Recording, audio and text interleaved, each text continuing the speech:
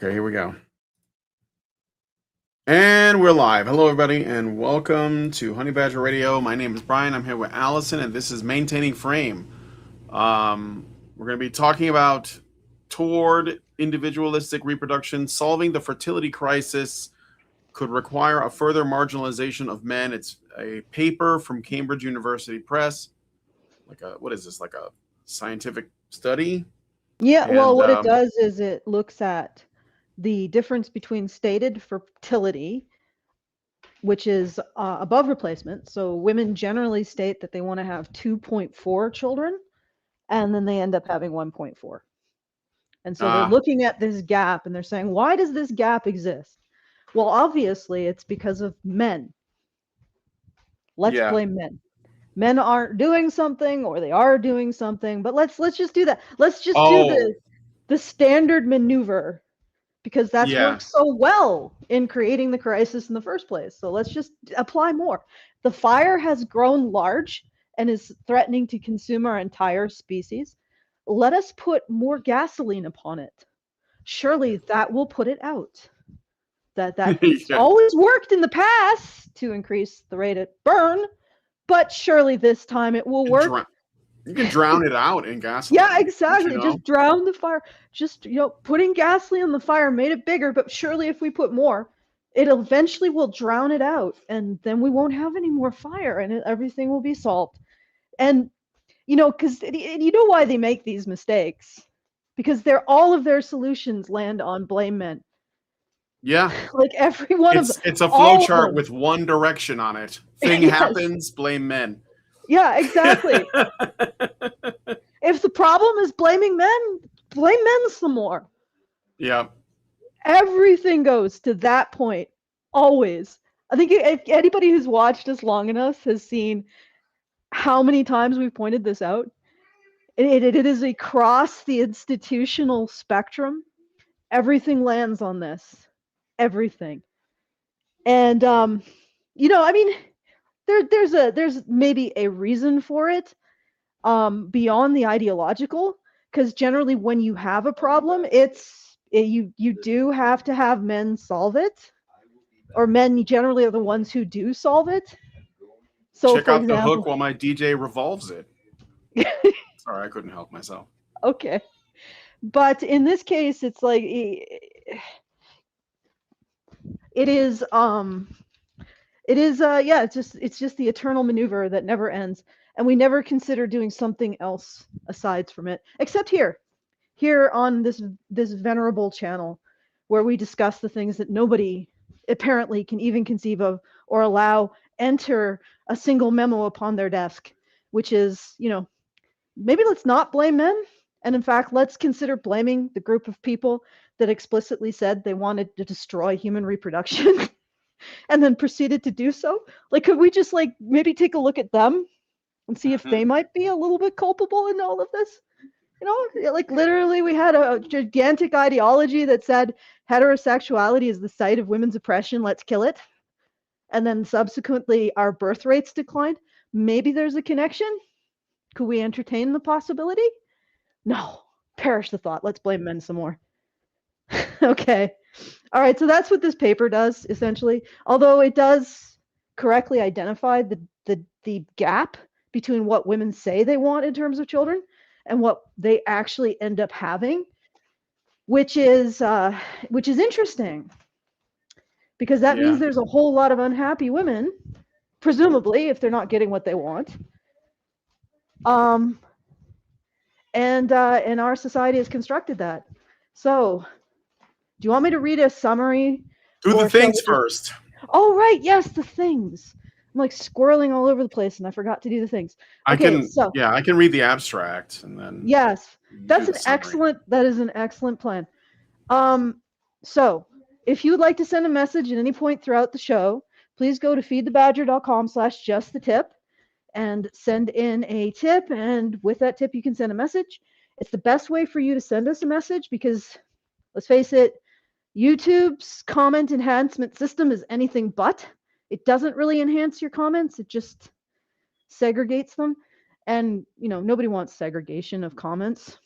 It's There's a word for that. It's censorship. So go to feedthebadger.com/justthetip and free your comments, free your cosmic wisdom, send it to us, and we get the full benefit of whatever funds you send. So there's that. And if you want to read more of my more like organized thoughts, you can go to badgernation.online for now until I actually get off my ass and create some kind of like email list. So anyway, badgernation.online, it will take you to our Discord where you can find my channel where I put my thoughts in a more bullet point form, like organized Yeah. chapters, subheadings, that kind of thing. Okay, let's do the abstract. Okay. So, toward individualistic reproduction, solving the fertility crisis could require a further marginalization of men. Published by the Cambridge University Press. Abstract. The cross-national correlation between gender equality and lower fertility is exceptionally strong. After the 1960s, a unique mating regime spread across parts of the world, with female emancipation, individual mate choice, and effective birth control, followed by a continuing rise in singlehood and declining fertility. Almost all women still want to reproduce, but many struggle to find a good enough partner.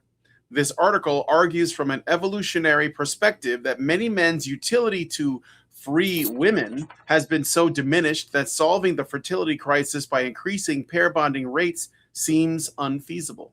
A viable means for aiding the survival of low fertility nations could be to provide women with the economic and social resources necessary for them to conclude that having children alone makes for a better life than remaining childless. Such policies would likely exacerbate male marginalization, but new technologies are on the horizon that could offer men reproductive equality. So that's the summary.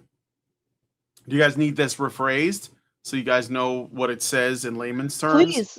Please rephrase it so Well, we all understand. essentially, they're saying that so we did all this stuff for equality, right? Now, we have birth control, we have liberated women, we've given them the option of choosing their mate because, apparently historically they were just chained to a man. No. And well, that's what the claim is, though. I'm just reading the claim. I know. Okay. I know. And so like women have we've finally done it. We've done it. We've liberated women, okay? And now as we get more and more equality, people are having fewer kids. What's the problem? Well, apparently, despite the fact that almost all women want to reproduce, they can't find a partner that's good enough. So the men are the problem because they're not making enough money or they're not good enough for these liberated women now. And what the argument the article is going to make is that because women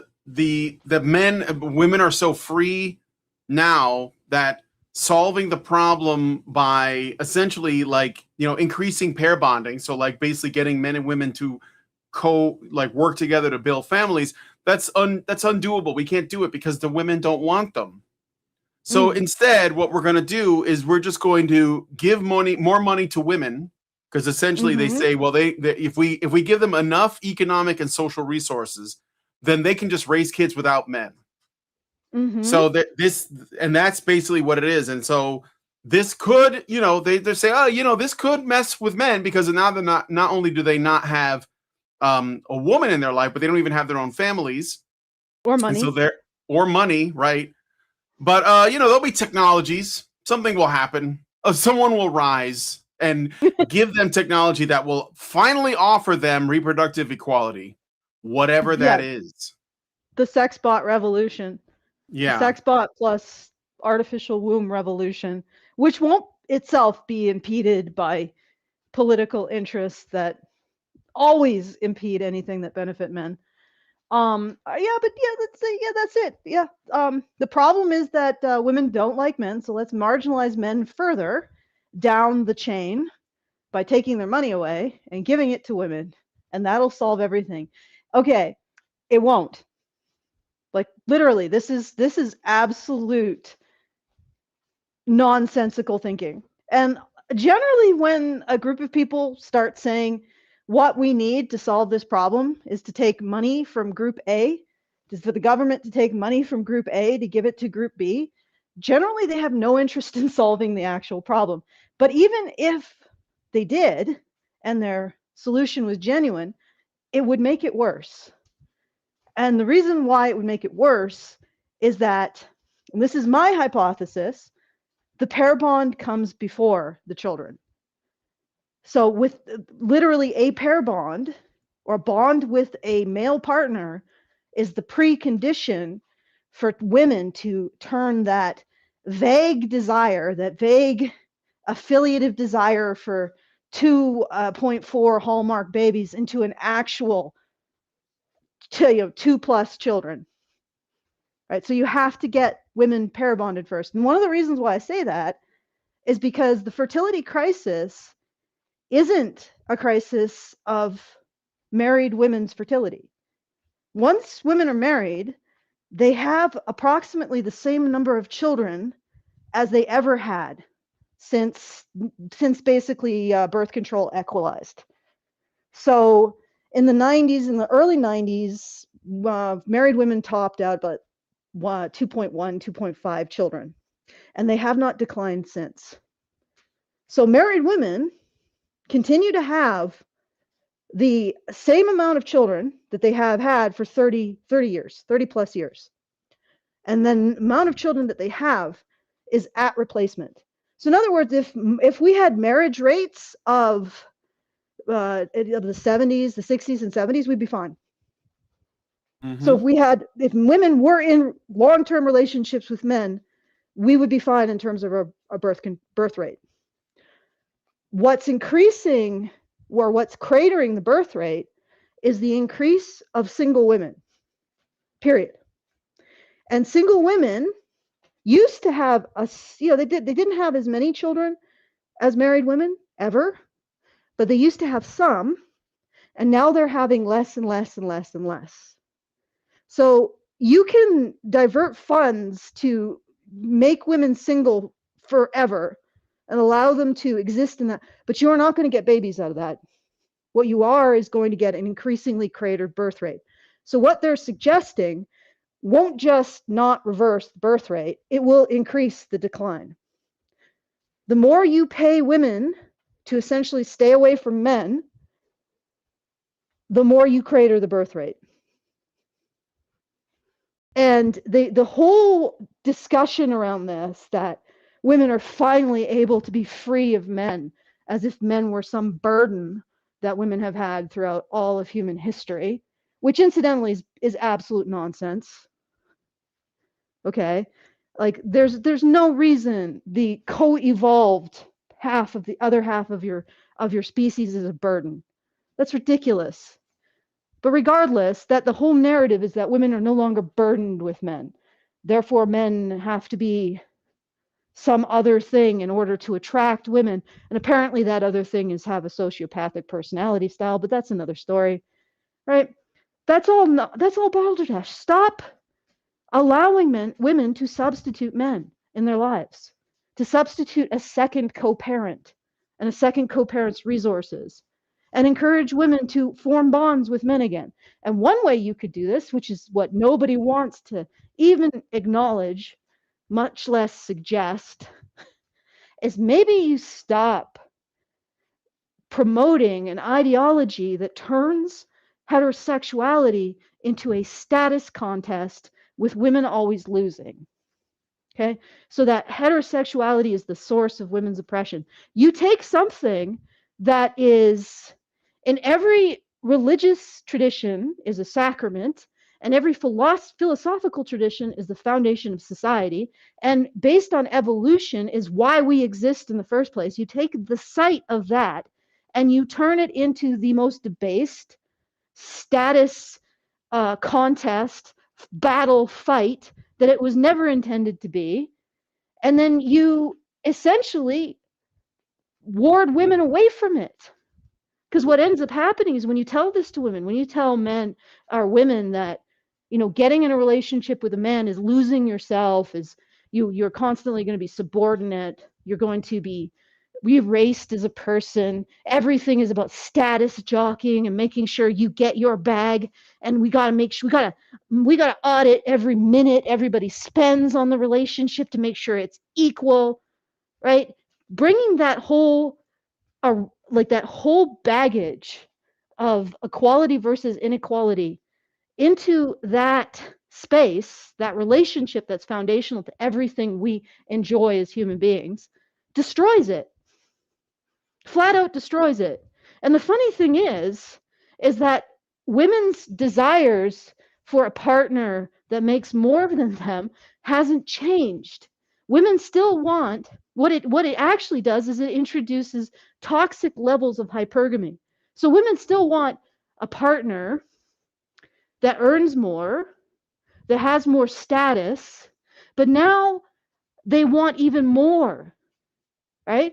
So they can't, a co-parent is no longer good enough. They need Christian Grey. So ironically, by introducing this status contest into the relationship, you turn women from women who want to co-create a family and a legacy with men into women who insist that the only man who is deserving of their submission, which this never was, or their subordination, which this never was about, is Christian Grey, a freaking billionaire, right? The 666 man. So all of this comes from commodifying and turning the relationship between men and women into a status competition and talking about it in terms of equality. Just even bringing in the whole notion that we can judge this relationship in terms of equality is absurd. It destroys it. It's like talking about judging your kidneys versus your liver in terms of equality. We need to make their functions equal. We need to remove the status jockeying between the kidneys and the liver. You know what that ends up with? That ends up with death. All right? It's absurd. Yep. And maybe we could start, in reversing this by simply getting rid of this ideology. Simply getting rid of the notion that heterosexuality is a status competition between men and women. And that even anybody, any Susan Brown Miller or Andrea Dworkin or whatever good feminist you want to point to, because everybody's like, oh, well, the second wave, they were the good feminists. No, they weren't. Any one of those women you want to point to who just steps into something that used to be sacred, or at least respected as foundational, and starts throwing around bullshit about how it's really about oppression of women, yeah, just kick them out. Kick them out of pedagogy, kick them out of academia, kick them out of teaching children, kick them out of the government, kick them out of everywhere. And then see if the birth rate starts to improve. But no, we can't do that. We absolutely can't do that. Nobody can even talk about it. Let's talk about replacing people, like when the birth rate craters in 20 years. Let's talk about immigration. Hey, let's just bring in people from cultures. But the problem with that is, of course, once they come here, they inherit our sterility. So we're eventually, like, by importing people from other cultures, the West is ensuring the sterility of the human race. But let's not talk about that, right? Nah. Let's do that. Or how about option B? Let's replace everybody with AI and robots. Hey, that makes more sense, right? Or option C, let's grow people in vats and institutionalize human reproduction. Let's completely divorce it from individual choice and just make everybody in a tube, right? Yeah, that's option C. What about option D? Nobody wants to talk about option D, which is keeping Africa poor so they continue to give birth. But Bill Gates is certainly pursuing that option really hard. Yeah, he's definitely keeping Africa poor. All right, so those are our 4 options that our big brain billionaires have arrived upon for us. Like, they all know that this is a problem. They're all seeking out a solution to it. And those are our options, but none of them include, maybe Andrea Dworkin was wrong. Maybe the greasy, self-hating whale had nothing good to say about human bonding. Maybe the fem cells, we shouldn't listen to them. Maybe. Nobody wants to do that. All of these billionaires, these powerful men, they cannot stand up to these women and their Hmm. legacy. They can't call it out. For all their power, they can't actually call out the real problem. They can't even mention it. Like, even Elon Musk can't even talk about this, honestly. None of them can. None of them can actually talk about the actual problem and where it originates. But they all can say that this is a problem. They can all see the problem. They just can't identify the solution, or they can't at least identify what the problem is downstream of. Yeah, then it takes a small YouTube channel, such as ourselves, to do this thing, this remarkable and difficult thing. All right, let's continue. I already read the abstract. You were going to read like a summary or something? Oh, okay, sure. Well, I could Yeah. read an analysis, but maybe we should leave that for the end. Let's keep going. Just keep Well, reading. do you want me to just read more of, because now I'm in the introduction. Do you want me to read that? Or, Sure. all right. This Okay. may take a while, but I did get a super chow. I'm going to read really quick cool. from Hula Troopa. This was yesterday at 9:43. $10 says just paying Allison's woman consultation fees. Okay. All right. Let Thank us you. continue. Yep. Introduction.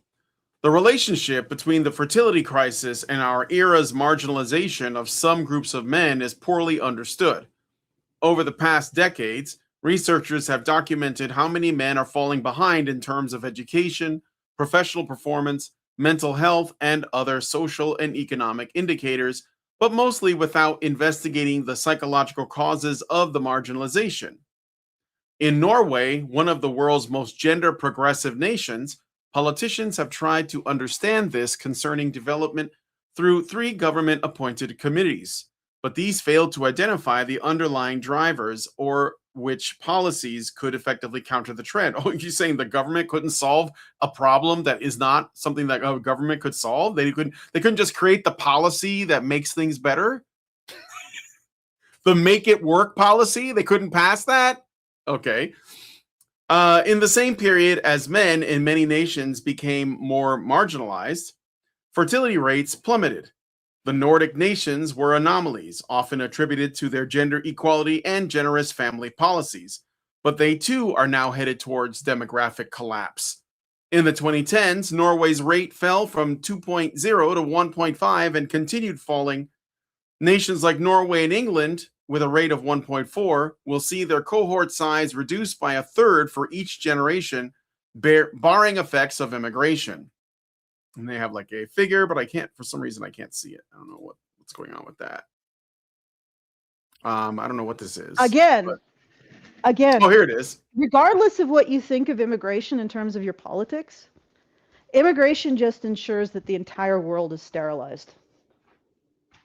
Right? Because what you're doing is you're importing people from places that still have replacement level reproduction, which now isn't even East Asia.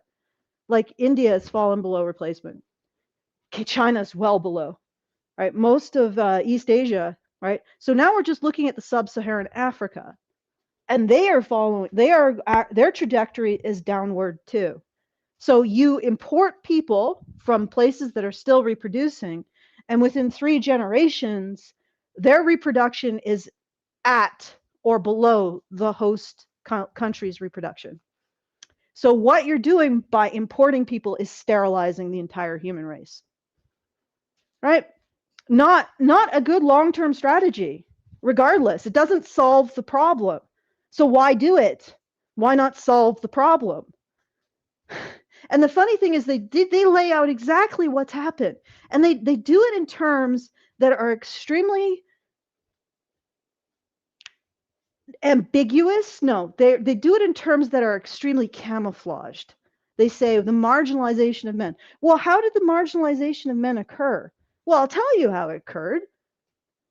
It occurred by a bunch of ideologues saying that heterosexuality is the site of women's oppression, which turns what men offer women into something that is unwanted.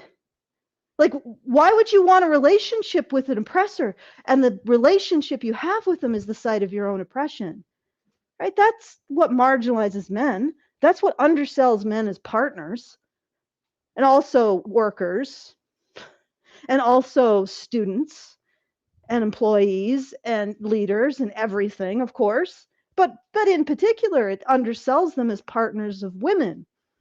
So now, in order to have a woman, a man can't be just like, well, I offer a relationship with myself, because that is now degraded. That is the site of his oppression of her, which is the worst thing that a man could offer a woman. So any relationship a man offers a woman is the worst thing he could offer a woman. What a surprise that women no longer want to get in relationships with men unless they have so much more to offer than just themselves as a co-partner in in paddling the boat of life. Right? Do you see how that works, and where Yeah. the marginalization comes from? And they're just like, oh wow, this marginalization, it just landed. Maybe it came from an asteroid or sorry, a meteorite hitting the Earth. Maybe it's some kind of disease that came They up must from be the doing it to ocean floor. themselves. Yes, Other exactly. men must be responsible. You know. Yeah, where did this marginalization come from? Yeah. God damn. Okay. All right, I got a super chat from Gary Thomas for $5. Thank you, Gary Thomas. And he says, whenever I'm feeling down, I watch a YouTube channel called Mom of Six Japan. It's just about a Japanese man and woman being a family with their kids. Oh man, that sounds really oppressive. And then he gives another $5 and says, now I always say her thing activated when I watch the channel. You know, the chemicals in the female brain Allison always talks about. Yeah, it's kind of like when the OnlyFans thoughts are playing like Pragmata and they see like the cute interactions with the android and they're like, oh my God, I want a baby. But Yeah, it doesn't go again, anywhere. the desire to have children is not really gone away.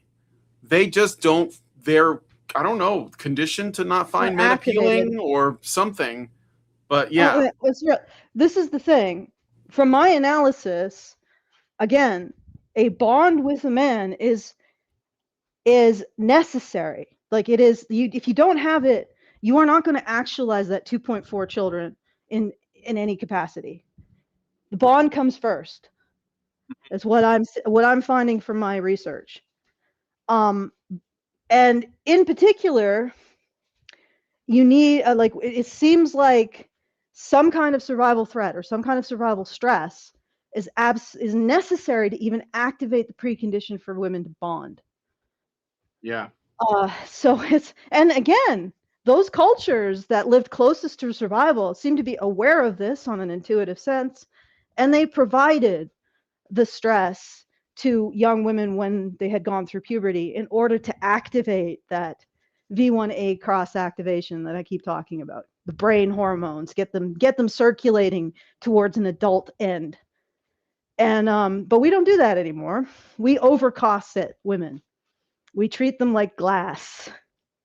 And I think you said we should have a bullet point in Plan 22, was it? Or hmm? Project 22.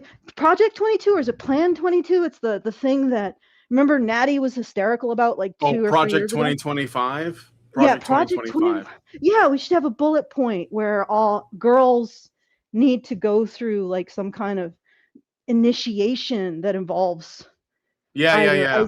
yeah, Like basically the coming of age rituals. Like they need something yeah, like that for women. yeah, Absolutely. yeah. And we were talking about Girl Scouts, and I said that it would, if it was Girl Scouts, it would have to be the most metal Girl Scouts ever. Yes. Yeah, they'd have to be really, really hardcore Girl Scouts. All Yeah. right. Okay. So should I keep? I'm gonna keep going then, huh? Yep. Okay. Here we go. So this is the chart here, and why is the? Wait, hold on a second. Check, check, check, check, check. Okay. Reduction. This is the chart we were just talking about. Okay. So continuing. This reduction rate depends on whether the afflicted nations can prevent further decline, but many experts believe fertility rates could continue to drop. If these nations catch up with South Korea, which in 2012 had a rate similar to Norway's current rate, They will have 99% fewer children in only 4 generations. However, how far these numbers will drop is uncertain. South Korea's situation is unprecedented. Yeah, but they're ahead of the curve, is how I would see it. It's not like an anomaly, but I don't think these people are ready for that conversation. I got another super chat from Senior Sticks. He says the answer is government intervention. Second, this is for the Chicago deep dish pizza, Brian, for which to share with those in the Badger Cave for $5. Thank you. I'm not in Chicago, but I appreciate it. I moved to Virginia in 2020, so I can't get deep dish anymore. But I appreciate it. Maybe one day.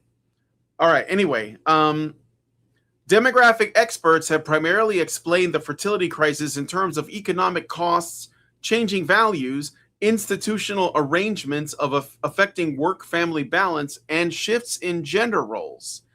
They have been less focused on psychological causes and mating market dynamics and are yet to offer credible policy solutions. Again, there's no policy solution for this. One thing is, though, I would say, like, dating apps, they have to go. Like, I don't care how. Somebody in the chat mentioned earlier the government should make a dating app. No, that's ridiculous. Dating apps are absolute cancer. They are part of where women get their sense of entitlement. Imagine being a woman and you're absolutely like mid, okay? And you get on a dating app and you get spammed by multiple dudes that are just like different varying levels of thirst, which is it's the other side of the coin, but that, like, all of that attention you're getting from that app is going to make you think that you're worth a lot more than you are, and it's going to give you a distorted sense of self. So no, dating apps are absolute cancer. That's not the solution. I think it's like, you go outside, go somewhere where you can meet someone, and start by making friends with men. I don't know. That's my opinion, but anyway. So yes, actually, that's what? actually really good idea. And but if there's a government policy, it would be to stop the current government interventions of promoting a particular ideology. Just stop. Just stop Yeah. it. Just stop promoting feminism. Well, I'm going to label it outright. Just stop promoting the idea that heterosexuality is a status contest, because that's not what it is. And start being honest to women about what they're forgoing by not pairing up with their looks match. Right? There's aspects to being in a bonded relationship that you cannot get from casual sex. Right? And there is this aspect that they constantly talk about, being seen. The only way a woman is seen is in a bonded relationship with a man. Like, they're constantly talking about that. And if you actually look at what they're talking about, this idea of being fully recognized, well, where does that come from? Being recognized as an individual, being desired as an individual. You're not going to get it from your relational web, from your sisters, you're from a lesbian relationship. You're not going to get it from Chad on a freaking dating app. You're going to get it from a man who is pair bonded to you, whose dopagenic reward system is recruited by your specific partner targeted stimuli. Again, I know that sounds really mechanistic, but that another word for that would be love. Right? It's you become a reward, a dopagenic reward for another human being. Right? That is being seen. That is having somebody see your particular nature and qualities and love them. And you can only get that from a man.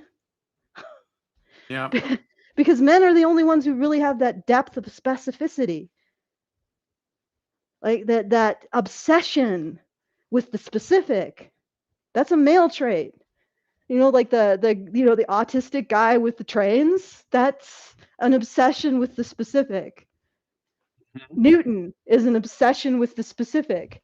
The Great Indoors sent me a video of I think a Norwegian scientist or Swedish scientist or mathematician who spent decades solving one particular mathematical problem. That is an obsession with the specific. That only comes from men. So being seen, this lauded thing that all the relational web thinkers are constantly on about, they can only get it from men. And you can only get it from a specific man, because a man who is just like you were talking about, those guys who are thirsty and they're all like or even worse, the guy who knows that if he hits well below his belt, like his weight, he's going to get her in and out of bed within like 6 hours. Right? You're not going to get that from him. Yeah. Like, he just has no interest in you. You could take that dude and you be replaced by a fleshlight attached to a human female circulatory system. He wouldn't care. I guess maybe there would be an element of conquest, but he doesn't. There's no specificity in his interest in you, right? And this is what women are doing.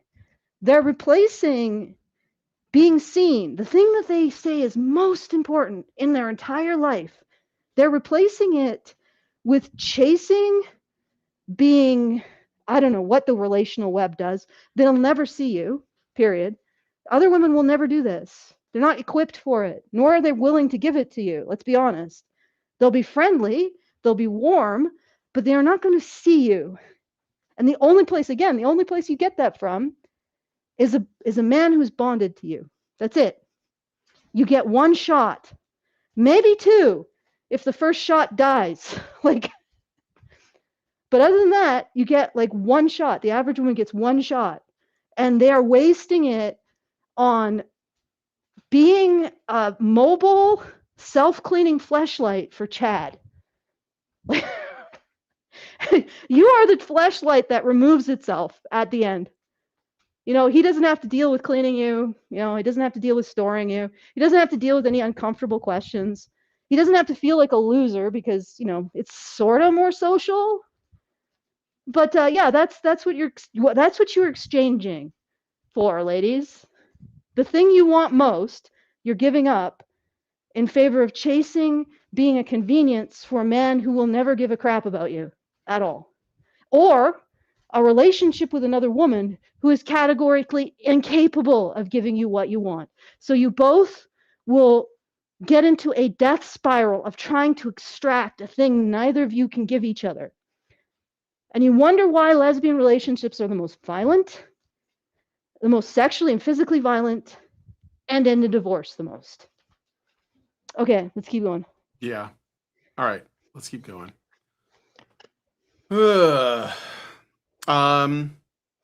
So one conclusion has been that since we lack effective countermeasures, we should just adapt to the inevitable collapse.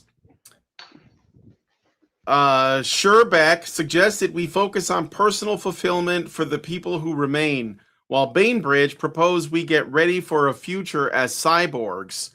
This scholarly bewilderment, how is that scholarly? It's over, guys. I have concluded it's over. Let's be cyborgs. That sounds like, and again, never mind. And yeah, again, go ahead. Like, we could stop doing the thing that's made this a problem, huh? Like, it's like everybody's in a car, like a bus. We're all in a bus, and we're all headed towards the cliff. And the people who are deciding where we, like, we're the ones who are navigating and driving are all like, look at the cliff. What could we possibly do to stop ourselves from going over the cliff? There are no options. Maybe what we should do is build wings or learn to just live life flat. We will end up splatting on the rocks below. We'll just learn to enjoy that. Why don't you just stop the bus? One guy stood up and said, well, I guess we're just going to go. That's it. Let's just make life comfortable for as many people on the bus as possible. And another guy stood up and said, I'm going to merge the drive shift with my arm. I'm going to join. Let's merge with the bus. Let's become cyborgs. Those were the, what do they say?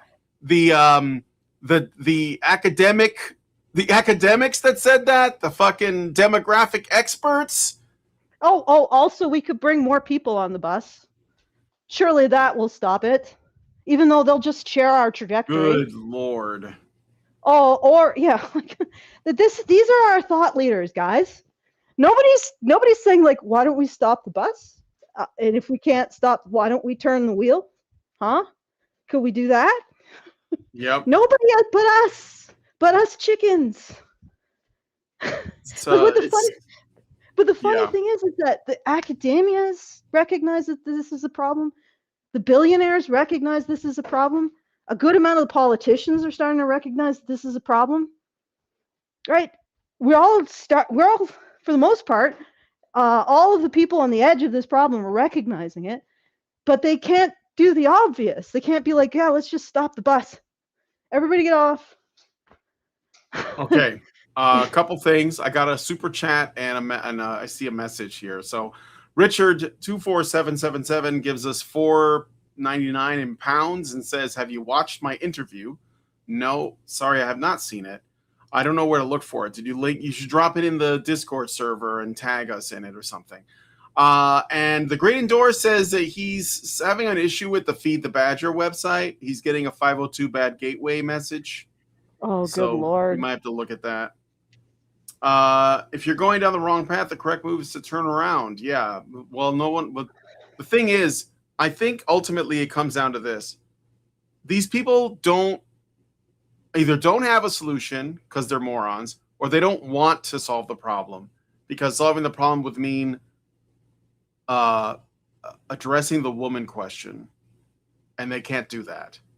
They have to because you see the thing begins right. The article began under the just like flat out presumed the presumption that the liberation of woman is good. So because they began with that and they didn't even question it, they didn't question what that meant. They didn't question what the downstream consequences of that might be. They didn't question what it meant to like give women absolute control, like birth control, what that might have done, whatever. They didn't ask what it meant when women entered the sort of corporate job market en masse. I know women have always worked. I'm saying like becoming wage slaves like men en masse and what that meant. They didn't none of that stuff could be questioned. So we can't go back that far. We have to like look at it right now, and right now it looks like men are the problem. Like that's that's what they're doing. Well, literally, you So can't accept any other potential no, source of the problem. Like no, you've categorically closed. You've categorically closed any potential like other source of the problem. It can only yep, be men. That's the only thing that everybody can actually land on. But what I'm trying to get at is you can see that it's like a dog chewing a toffee for the academics dealing with this issue and the billionaires, and they all recognize it's a problem. And they just can't admit who's creating it. They just yeah. don't have the cojones to be like, and literally you can see the causal relationship. How were men marginalized? How did that happen? How did the relationship between men and women become so radioactive? Where did that come from? How is it Who even created that? possible that men could be marginalized? That's ridiculous. That's Yeah, kind of what they're operating under, right? My man, what? yeah, Again, but all of the stuff that we have today that we're at now, it's all presumed to have been good, and that this whole like continuing the human race thing, it's just kind of like an unfortunate side effect, a yeah, necessary one, because we liberated women, you see, yeah. and that's the most important thing. So why can't we have all of the things that cause the birth rate to crater and a society where the birth rate doesn't crater? God damn, man, get on that shit. What is wrong it's with you? Why it's are like you failing? it's like those experimental meds that they're always advertising, where they tell you, this thing will solve like diabetes, but a side effect is also diabetes. Diabetes? Yeah. Potential side effects may include diabetes. God, All guys, right. you guys are listening here? Like, why haven't you figured this out, man? Like, why haven't you figured out? Like, they want a society in which everything that craters the birth rate exists, but the birth rate doesn't crater. Why haven't you solved this problem, men? Why haven't you fixed this? Fix it. Okay, let's All go. right. Senior Sticks gave us another super chat for $5 and said, Allison, history has proven that for most ladies, they need a first marriage, then divorce. Most young ladies are less uncertain on the second marriage. I'm not sure if that's a joke or not, but Mm. okay. So back to this. This scholarly bewilderment contributes to many nations mostly ignoring the existential threat or misunderstanding the relevant contributors to low fertility. Others have experimented with pronatalist policies, such as increasing financial transfers to families or restricting women's reproductive freedoms, mostly without achieving significant results. Norway appointed a birth rate committee, but its suggestions and insights added little to the discussion around how to understand and solve the fertility crisis. Among the factors that in the past century drove the decline from high to low fertility were reduced child mortality, urbanization, gender equality, and reliable contraceptives. Main contributors to the continuing decline to ultra low fertility are increasing singledom and delayed relationship formation. Well, why are they delayed? Is it because women are going to school for like 10 years? Okay, these Fotisk found, these other guys, Thompson, Ramo, Fotisk, found that the time spent in a union during the reproductive lifespan is a key determinant of cumulated fertility. No way. Exactly what I said. Exactly what I said. Literally, you need to get women in relationships with men. Otherwise, you are not going to solve this. You cannot go against millions of years of accumulated evolution, my friends. That is a losing proposition. Okay, what's going to happen is everything that impedes the process of human reproduction is going to go bye-bye. So you can kiss everything. You can kiss dating apps, you can kiss feminism, you can kiss your advanced civilization goodbye if you do not solve this problem correctly and not just keep blaming men and keep refusing to acknowledge where it's coming from. Okay? You do not, like, this is literally, you are trying to start a fight with millions of years of evolved evolution, like evolution. We're talking about shit that knows, like, the, what is it? It was there when the spells were written. You know? I was there when it was written. Yeah. Yeah. Like that was there when it was written. Everything was written down. It does not care. It does not care. And the best you can accomplish with this nonsense is the annihilation of the human race. Congratulations. I mean, species go extinct all the time. The pandas appear to be going extinct for precisely the same reason. They don't breed, right? But we are conscious enough that we can identify the correct factors that are getting in the way of our breeding and get rid of them. And one of them is that women are not pair bonding. They're not achieving the precondition for fertility. And what is the solution of these people? Make that worse. Oh, well, we'll just root around men. Yeah, well, unfortunately, okay, here's how it works. Okay, evolution makes it so that a female requires a male to reproduce. And the more difficult the raising of the resultant offspring is, the more the female relies on the male. And I'm going to inform everybody that the human offspring are the most difficult offspring to bring to maturity in the entire world, bar none. Which means the female relies on the male even more than any other female on the planet. So what do you think is going to become a precondition for her to breed? Having a bonded male partner. And without it, she is not going to be in position on any level to want to have children. Maybe accidentally she'll get knocked up with Chad if she's extremely marginal. Like, there's always been extremely marginal women in the world who end up having children outside of wedlock because they just are marginal. Apparently there's a certain association with sociopathy in women and large amounts of children. Okay, I'm just putting that out there. So there are female sociopaths who produce large amounts of children outside of wedlock. Right? They've always existed. We don't want that.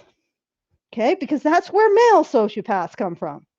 What we want is women forming relationships with men and having access to the kind of fertility that married women have. Okay, and there was a comment like a month or so ago where someone was saying that married women don't have children, that it's education. No, it isn't. And it's never been, especially for Northern Europeans. Labor participation and education have never had as much of an impact on fertility for Northern Europeans as marriage formation in particular. And the reason why is because in the weird cultures, right, that's the Northern European cultures, the ones that are presumptively the most advanced. I know that's a You mean very like enlightened, like morally and socially no, not enlightened? Is that what like you mean by advanced? maybe, but just mechanicist, just in terms of innovation. Mm. Northern Europeans have a unique pattern to the way that they do reproduction. They have actually, like throughout their history, at least under the church, they did have a higher amount of celibacy. So there was more monks, more nuns, more maiden aunts and bachelor uncles and that kind of thing. Yeah, And also they got married later. Not as late as we do now, but like mid 20s to mid to late 20s. This has been the pattern for Northern Europeans for centuries. And what they did is they replaced early marriage and almost universal marriage with highly increased fertility in marriage. So, for example, in East Asia, almost everybody got married, but nobody had sex in marriage. That's not how the Europeans do, the Northern Europeans do. You would have a long courtship, right? So, and it would be the church established, and this is what I was laughing at when you said that we're the first culture that established consent for women. That's ridiculous. The church did, right? The church replaced this kind of like elder kin selecting your partner with the man and the woman selecting each other. Like this is an innovation that the church did. It was actually really a radical change that the Christian church did, which is to have these long-term courtships, to have the man and the woman select each other. And that ended up producing and they know, like if you listen to how Christians describe this stuff, they know exactly what they're doing. That produces bonds of unusual depth and sexual intensity. And when you do that, you end up with fewer married couples, but those married couples are like averaging 6 children each, right? Because yeah, they have the drive to reproduce, a higher drive to reproduce. And that's how Northern Europeans did. What ended up happening is you end up with children with a lot more resources. It's a very K-type strategy. So each child has a ton of resources. They have resources from their mother and father, who usually spend the time acquiring resources or skills in their early 20s. In particular, the father will likely have established a bunch of coalitions, like be part of not communist communes, but the communes that they had in the Middle Ages, and guilds and societies and that kind of thing, sure. and militias, right? So you have that extended period of time where both parents are gathering resources, both socially, in terms of skills, and in terms of material resources. Plus, you have all of the other relatives who remain celibate, and you have that all pouring into the two that are producing a ton of children very quickly. And that's how the Europeans did, the Northern Europeans. Very K, like high amounts of resources pouring into fewer children, but well, not fewer children, but like more focused on, and that's how they did. So it's like this whole idea that it's education or labor participation that reduces women's fertility. It's not, especially not for Northern Europeans. It's the lack of properly forming marriage bonds. We abandoned that, and now we're not forming marriage bonds the way we did in our tradition, which itself was a radical departure from any other culture on the planet. Like most cultures, everybody marries their cousin, and it's arranged by their dad and their mom. In Northern European, even in Israel, they do it that way. In Northern European, you go, you find your partner. So you're probably, what they found is in like Northern European, the immune differences between a man and a wife, like a husband and a wife, are far higher than anywhere else in the world. So Europeans, Northern Europeans, go and they find somebody who is going to produce much healthier children, because under the Christian model, you make the choice, and people tend to choose, if they're not on birth control, a partner with an immune profile that will enhance their own. Right? So there's a whole confluence of factors.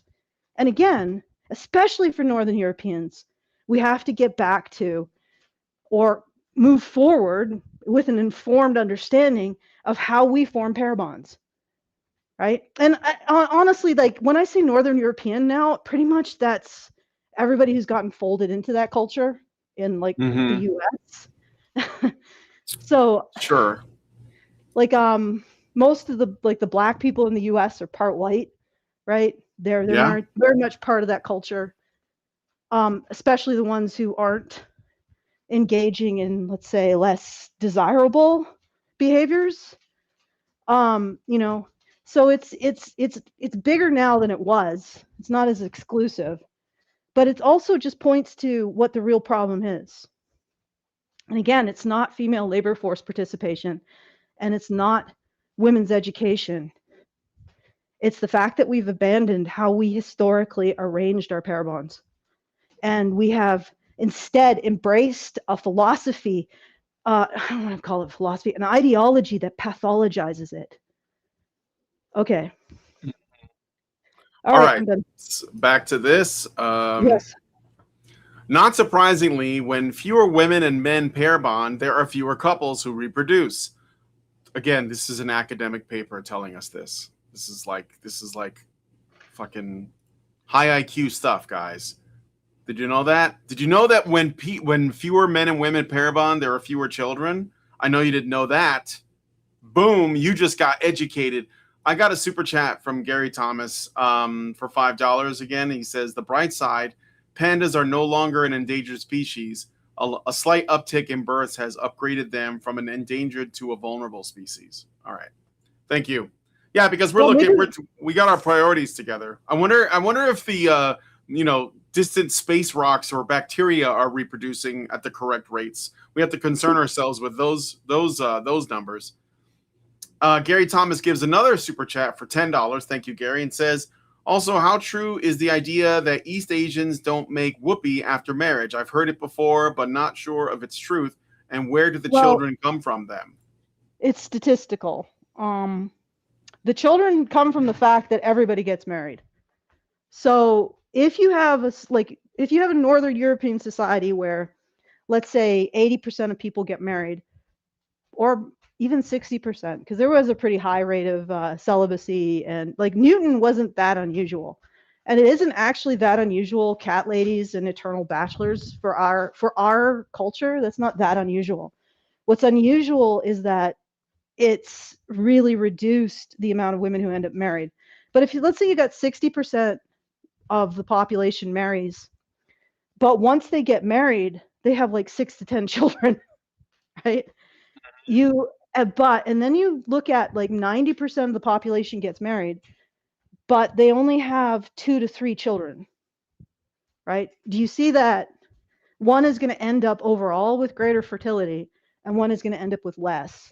And what's happening in East Asia is, or at least historically, is they did have almost universal marriage along the same lines as I've been talking about, which is elderkin selected and likely cousin marriage. But they didn't reproduce, or they didn't produce as much offspring in their marriages, which likely means that they weren't engaging in the preconditions that lead to offspring, if you know what I mean. Whereas the European couples were. And the way that Christian courtship is arranged is that And I've looked at this in terms of the endocrine architecture. It's arranged in such a way that you maximize the like the hormonal intensity of eventual consummation. So it really deepens the bond, and I would say eroticizes it considerably more than any other form of courtship. Like just meeting your prospective bride on the day of your marriage isn't going to do that. Having it arranged by your elder kin isn't going to do that. Marrying your cousin isn't going to do that, because there's going to be like immune system incompatibilities there because they're too close. That's why we tend to be exogamous. That means we look outside of our natal group for a partner. It's because we want to get that immune diversity, which increases our fertility and increases the health of our offspring. So that's what the Christian courtship model is maximizing: the health of the offspring, the sexual intensity of the relationship. That's what they don't talk about. But based on my architectural reading, they are literally creating the deepest well of hormonal intensity on consummation of any other form of courtship. So essentially, they just the Christian courtship's aim is to create two people who are intoxicated with each other. That's what it does. And there is no sexual experience that is going to be as deep and profound and as intense as what they're creating. Like, there's no technique that can compare to it. There's no because technique is just basically nervous system stimulation, whereas this is hormone maxing, and there's nothing that can compare to that. So, and the benefits of it, and probably why the Christian version of marriage, which is really what caused everybody to convert, really, is that it has these inherent bonuses to the people who engage in it. So, and there's the question, right?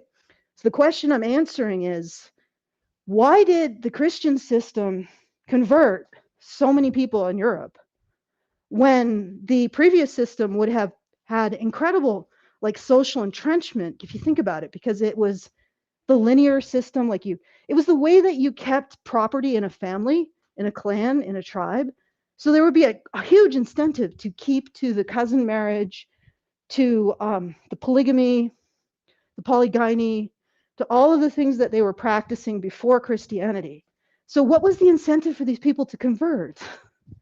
And I think this is my hypothesis. The incentive was the honeymoon, was the fact that the Christian system was more sexually, erotically, and emotionally, and in terms of the intensity of the bond, was more intense. Like, it was more enticing.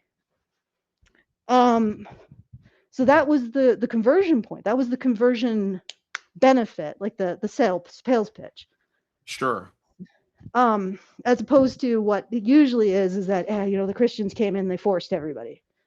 So yeah, all of the like Friar Tucks, they all forced everybody at the point of a stave and a flagon of beer. That's what happened. I don't think so.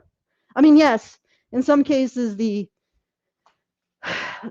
lords were the ones who converted, and they forced everybody else to convert. But that wasn't always the case. Often it was from bottom up. So how did that happen? How did they make this universal conversion of a marriage system from one to the other, right? And that's my hypothesis. They knew what they were doing, and they sold it to the young people, just like rock and roll. Like, okay, makes sense. Yeah. All right. Similar increases are found across low fertility nations.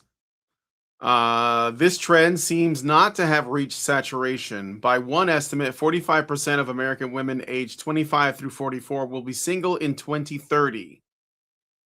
Supporting the link between this global relationship recession and declining fertility, Byrne Murdoch demonstrated how several nations show an observable association between reduced pair bonding and declining fertility rates.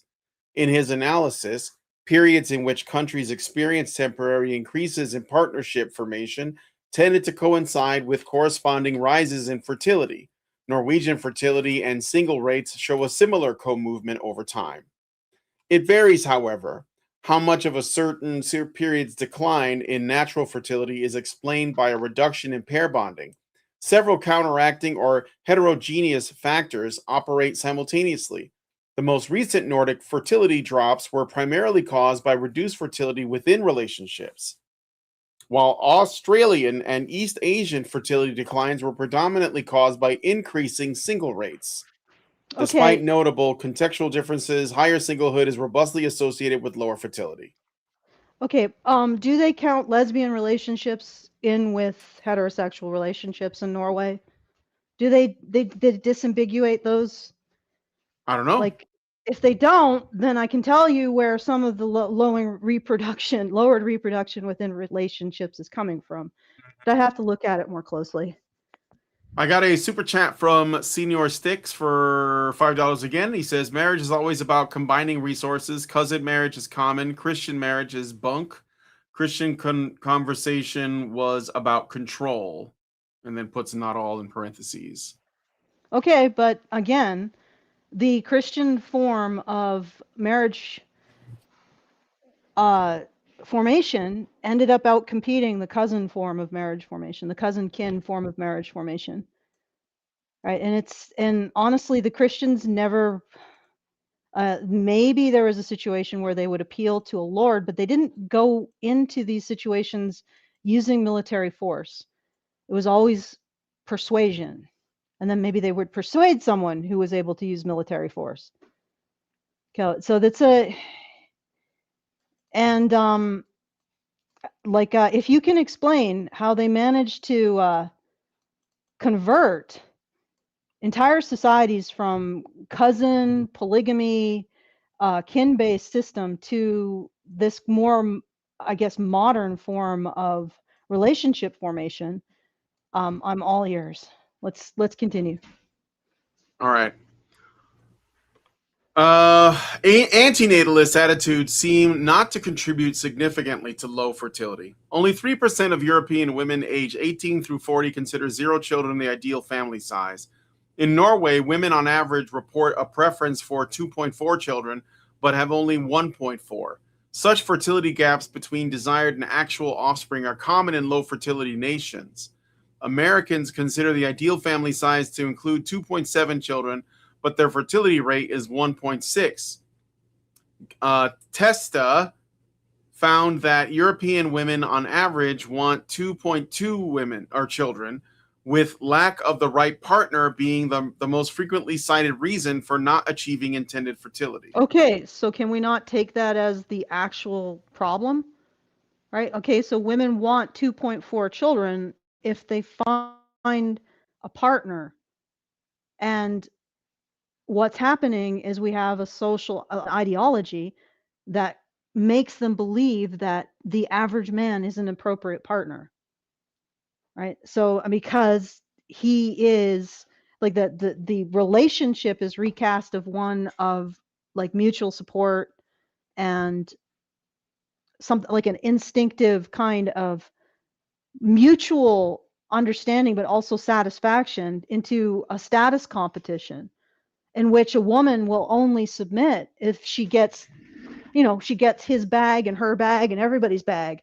You got to pile all those bags on the table before she's going to submit to being subordinate to a man in a heterosexual relationship. You see how that hypergamy comes right out of what feminists frame heterosexuality to be? And then the other thing is that, again, the Northern European pattern has always had female labor force participation, acquiring of resources, education. It hasn't lacked fertility until feminists bombed the site of pair bonding. Like they turned it into something radioactive. And then suddenly we have a fertility problem. Suddenly we have a pair bonding problem. Like we're looking at all of these other factors, and we didn't have a problem before then, right? We didn't have a problem until feminists got their hooks in there. and started tearing it apart and started presenting heterosexuality as a source of status competition. And then you have women who don't want to engage in it because they think that they're in an eternal fight with a man, which sounds like it's exhausting. Or they think that the only, like, if they're going to have to submit, he better sweeten the deal well beyond what the average man can do. Like, and feminists literally said, we're here to destroy that. We're here to destroy heterosexuality. We're here to destroy marriage, right? We're here. That's what we're here for. And then they did. And everybody's like, how did that happen? And then we're blaming things like women's education, women's work. Well, women who are always educated and they always worked. Don't look at what feminists say about the world and agree with it and assume that they are right. They're 100% wrong. And it also hides their influence. If everybody's blaming women's workplace participation or their education for lowered fertility, then we don't blame feminism, do we? We don't blame the women who literally said, we're going to destroy human pair bonding. We're going to turn it into a status competition, which will make the average woman not want to engage in it, or be unable to sustain it, and also want men to sweeten the deal beyond what the average man is capable of. Like, we're tilting at windmills when we look at this other stuff. When we look at advanced age in terms of marriage, well, Northern Europeans always did that. Women's labor participation, Northern Europeans always did that. Women's education, Northern Europeans always did that. Certain amount of celibacy, well, Northern Europeans always did that. So what's happening now? And what's happening now is feminism and government intervention. Like, that's it. And if you want to go back to like cousin marriage and kin arrangement, then embrace our immigrant overlords, because they're bringing it. Like, that's what they're bringing. Yep. Like, embrace Sharia law. Embrace the poop street. Okay, guys? Like, you want Northern European culture, or do you want like Southeast Asian culture? Like, which do we want here? Make your choice. If you don't like church marriage, you don't get the benefits of Northern European culture. If you want to go back to cousin marriage and elder kin polygamy, polygyny, then we get the poop street, right? We get the constant You're going to end up with warfare. a caste system, and you're going to end up with, and not a British caste system. Like, no, you're going to get all of the fellow travelers of marrying your cousin based on what your mom told you to do. Okay, all of it. You're going to get the whole spread. So make your choice. And I'm not saying we have to necessarily be like Jesus is king. We just need to understand what Christians did and what the church did and what the church accomplished, and maybe give them like some benefit for the fact that the culture that is a direct descendant of everything that they did was so successful. Maybe a little bit of credit there. And again, we don't have to like go into the whole religiosity thing. Just give credit where credit's due. Yeah. Okay, go ahead, Brian. Okay. So I think you basically said what needed to be said about that. When women struggle to secure a long-term partner in their 20s, they have their reproductive window shortened and many end up childless. These dynamics suggest that trying to increase pair bonding rates is the obvious way forward for nations hoping to avoid a demographic collapse. Unfortunately, experts are unsure also of the psychological causes behind reduced pair bonding. Among their suggestions for what explains the decline in relationships are dating apps, political polarization, a preference for singlehood, individualism, materialism, attachment issues, social media use, economic inequality, and poor flirting skills. Not flirting skills, okay. Those elements could all play in, but we argue that our era's dramatic reduction in pair bonding has deeper roots. It is grounded in our history as a species, and thus we can take an evolutionary psychological approach to the complex mating malaise that is afflicting a growing number of nations. Through investigating the 6 million year history of hominin mating, we discuss the functions and sex differences of Homo sapiens' short and long term sexual strategies, which are the foundations of today's maladaptive mating. We then use these insights into human mating psychology to analyze men's and women's behavior on dating apps and in other dating contexts. Oh, good Lord. So we can't, of course, you know who's conveniently omitted from the list? The ideology that explicitly said it was going to destroy pair bonding. You notice that? They just skip over that. And the pervasive adoption of it in everything, government, corporation, academia, NGOs, political systems, everywhere. It's been adopted and become primary. Divorce lawyers love it, by the way. So Yeah. you would think that would be a sign, if divorce lawyers love your ideology, that you aren't for human pair bonding, like you aren't actually promoting it. But no, it might be like a moment where you'd be like, are we the baddies? Divorce lawyers seem to love us. Are we the baddies? Like, no, that never, didn't even stop, just kept rolling along, right? But yeah, we can't even identify that. We can't even start there, or even not even start there, just maybe have it as part of the list. You notice that, Brian? Just completely skipped over. Mm-hmm. I think we got another. Did I see another super chat or something? No, I didn't. Oh yeah, no, I did a super chow. Dark Yeah, Kikimora got a super chow through, so I guess that's working now, or something. okay. And says for $5, could watch it from the start today. Will watch it in full after it's done. Also, lifetime alimony was just abolished in Turkey. Let's celebrate. Well, that's good. That's good. Okay. So, yeah, back to this. Based on these investigations, we argue that the modern world's uniquely resource rich and gender equal environments have triggered what we term a mating equilibrium shift, possibly a main driver of today's declining pair bonding and fertility rates in many nations.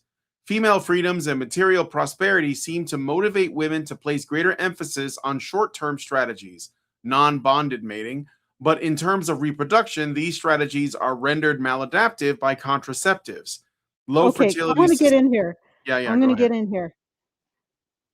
Okay, women always had resources, and they were always developing resources, especially in Northern European cultures. So this doesn't explain it at all.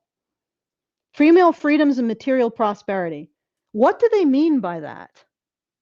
Right? Women almost always had freedom commensurate with the ability to create a safe and comfortable environment.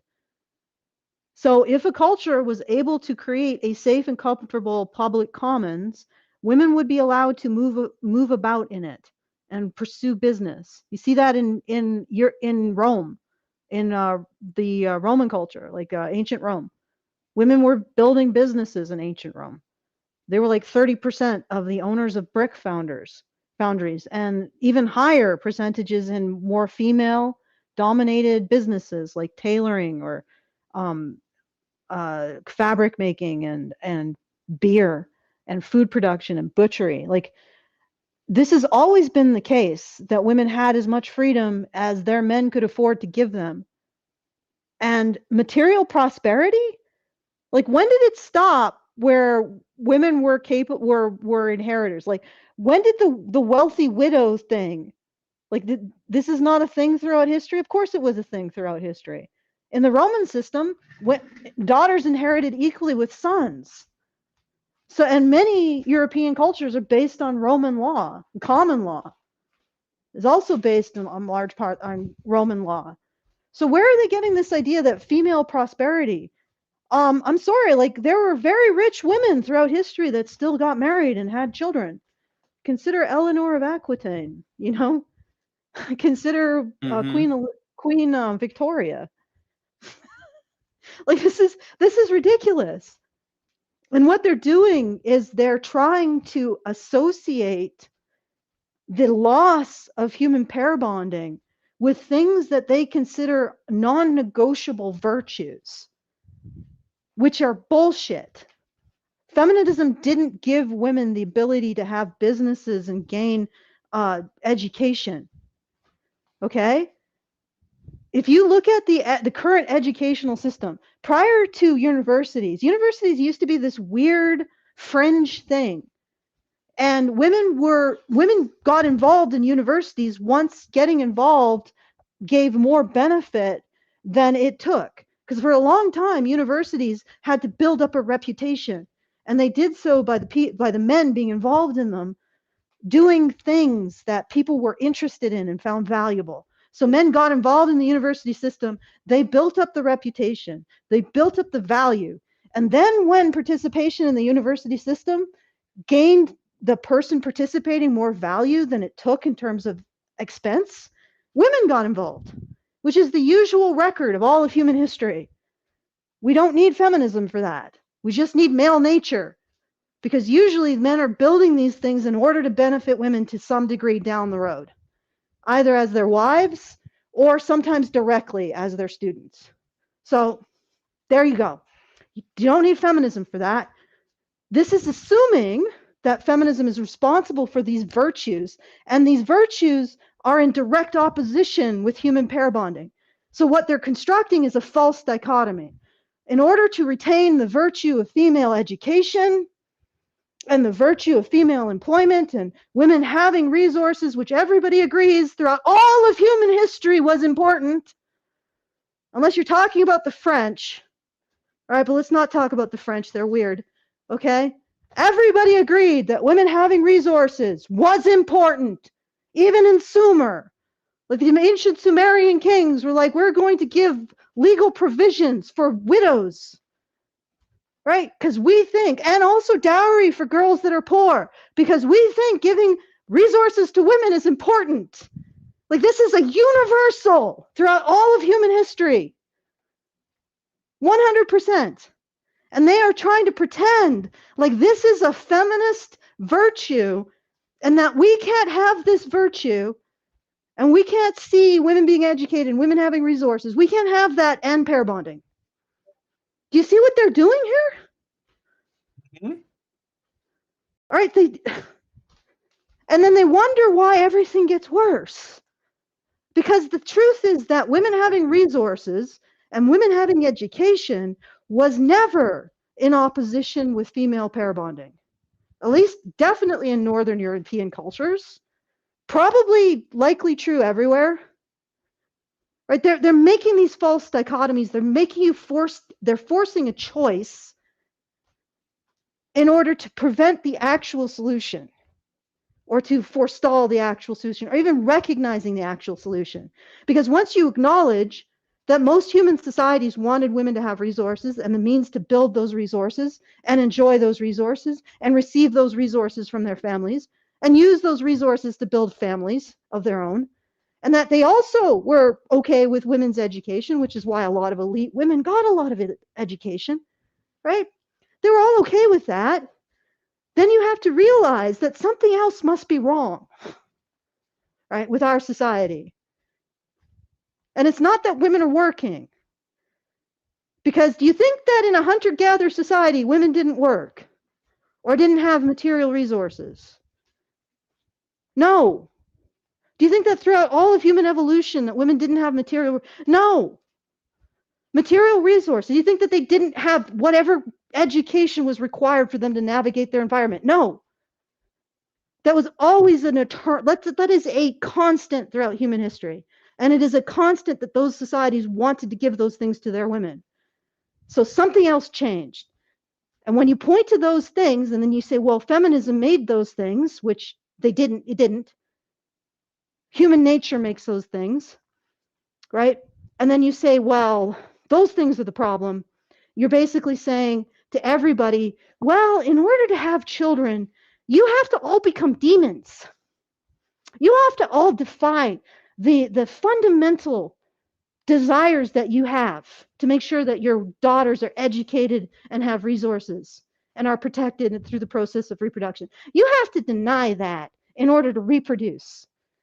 And this false dichotomy is why our reproduction is being destroyed And this false dichotomy is created by feminism and also people like this perpetuating it. Okay. All right. I I got have a a bit of super a headache. chat. It's okay. And then I'm going to read some more. So Mr. Newbid gave us $5 and said Simone and Malcolm found extreme European birth rate dropped after industrialization started and less working from home, from like TFR 11 to 8. I don't know what the TFR 11 to 8 stands for, but yeah, we talked about that on this channel too. I mean, industrialization did, but we were still like above replacement rates. So and it was only industrialization that allowed feminism as a movement to like grow as well, because it was happening around the same time, I think. So I wouldn't blame industrialization, because I think that there are plenty of people who are doing just fine in the modern world, and we're still living in the best time in history. It's just that women, well, that's it. It's just that women. Yeah, well, it's that women have been sold a bill of goods. Yeah. They've been sold a bill of goods, right? And they don't realize, they've been told that they have to adhere to this destructive belief system that encourages them to engage in the worst choices about their own lives, or they're going to be taken advantage of by men. And yet what they describe wanting, being seen, they can only get from men. And yet feminism insists that men, that's the thing that feminism insists most on, that men will never actually see women. You will never be seen by a man. So when a man pair bonds with you, it's about you being an object, not a person, not somebody who is seen with absolute fidelity. Like and someone who will grow to love every things about you that the social web would never acknowledge as acceptable, right? Like like you can only ever be seen by a man who loves you. And feminism insists to women that men can never love them and that they can never get that from men. And then we wonder why pair bonding is going into a nosedive. And it is women, it's women who are getting suckered into this nonsense.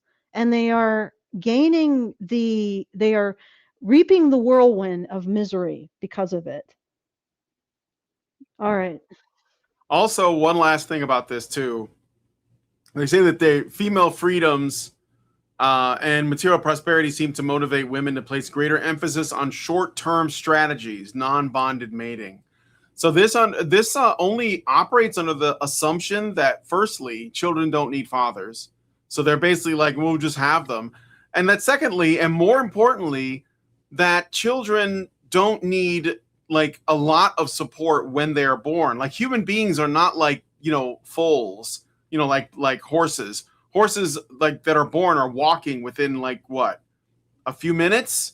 Like deer that are born, they start walking around shortly after they're Yep. born, and they're basically like Yep. on their own. Humans, we don't work that way. Like our infants are vulnerable for like a year at least, right? I mean, like they remain vulnerable for a long time.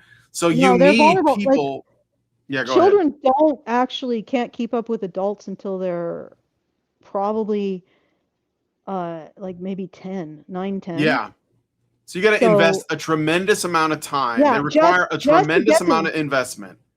just Okay. to get to the point where they can keep up to you physically. That's not even full like maturity in terms of tool use, skills, and being useful Yeah. to the group, fully useful to the group, or reproductive maturity. Like that takes even longer. And for reproductive maturity for humans involves a lot of social skills, and so like human children are the most difficult children to get to the point of reproducing themselves on the Yeah. planet. Like our life cycle is insanely difficult, and that would explain why women want a pair bond before they're willing to even embark upon it. And the idea that female freedoms and material prosperity seem to motivate women to place greater emphasis on short-term strategies. No, it's just a dysfunction, right? Yeah, this is a terrible strategy. This is like a It's not a civilization ending strategy. strategy. Yeah. It's not a strategy. It's a dysfunction. Like they've turned sexuality into a status competition, and they basically, like, the entire hookup culture is a dysfunction. I'm sorry, guys, it's a dysfunction. And I know this is going to be like the much refuted sex at dawn people. Like, this is like sex at dawn is nonsense. And one of the most plain and simple empirical bits of evidence that prove that human beings are not promiscuous and never intended to be is literally the STD load, the sexually transmitted disease load. Chimpanzees who are promiscuous breeders have a immune adaptation to dealing with that. They don't have STDs like we do. We have STDs like a population, like they hit us like a nuclear bomb because we were never intended to be screwing around to this degree. And I know Yeah, that 20% of all women have STDs. That's probably offensive to people. Yeah. And if we were, I don't even know if there's like gregarious promiscuous species, but if we were intended to act in this way, our immune systems would have evolved to control it. And that's the problem. It hasn't. Like we were not. Allison, your mic is breaking up a lot right now. Oh, really? Huh, interesting. I might be having, there's a bit of rain out there, so maybe, is it been breaking up all this time? No, it just started, but it's fine now. Okay. Well, what I was saying, so the again. Okay, well, maybe just read some more. I think I got conveyed my information. All right. Low fertility societies have thus entered what we call the post-pair bonding fertility trap, in which too few stable couples form early and durably enough to sustain replacement level fertility. This trap is a consequence of the female choice fertility paradox, when women's free mate choices combined with economic independence and effective contraception, it systematically favors mating strategies that undermine pair bonding and in turn realize fertility. No. Allison, no, what they're doing is you're breaking up a lot. Do you have is there like a storm or something? Like, yeah, it's probably. Let me see if your connection is good. I mean, your connection seems okay. I don't know if it's like your microphone. Go ahead. Okay, well, I might be able to. I'll just. You sound fine now. You sound fine now. All right, it might just be. It might. I don't know. Maybe it's some kind of interference that's going on. If I sound fine now, I will continue. This is ridiculous. Again, and this is why I bring up the fact that women worked in the past and they had education in the past. The feminism didn't create that. What feminism created was this idea that heterosexuality isn't a mutual project.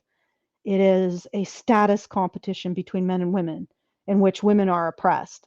But that's what happened, right? So the idea that, and the other thing is that the church already created women's free mate choice. Unless you were a princess, like you were generally freely choosing your mate. Like that's the thing that one of the things that the church did. It replaced, again, elder kin selection and marrying your cousin with being able to choose your own partner.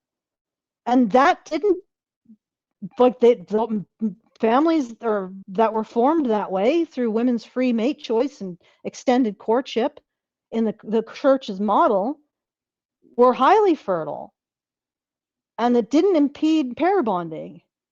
Okay, so this is all wrong. They're creating a forced dichotomy and saying, well, unless we want to rape women and keep them chained to the dungeon, we just can't have children. Herp, we just can't have pair bonds. I was like, well, that's nonsense. The church proves, and the way the church constructed marriage for centuries proves that pair bonds can exist with female mate choice. What are you talking about? And can exist with women's education. I mean, hell, if you want to talk about pair bonds and women's education, you can look at for throughout the medieval church's history, they sometimes had these experiments, or they had monasteries with mixed sex populations. Now, for the most part, they kept them apart, but they would still, interact. And you're having like monks and nuns getting married. Like first, the monastery like administration would be like, "Could you stop? Like, do some penance and then see if you can stop." And if they couldn't, then they'd just be like, "Okay, you're going to have to become lay, get married, and become lay. You can still be part of the community, but you can't continue to not abstain from sex while being, having monastic vows." And that's what they do. So, and you're talking about like nuns were the most educated women in the Middle Ages, and they still got pair bond, like they still got married. They still felt the call of the wild. So and again, like this is a forced dichotomy. They're saying we either rape women and no longer educate them or allow them to have property, or we have a birth rate. So we either do horrible things that everybody's against, or we die as a species. Like they're forcing this dichotomy, and they're wondering why forcing this dichotomy is resulting in nobody getting married. Yep. Okay. It's okay. This is a new and unique situation. With the post-1960s mating regimes, Western societies became the first human communities, first large human community, in which individual mate choice became the norm. After practicing near universal arranged marriage probably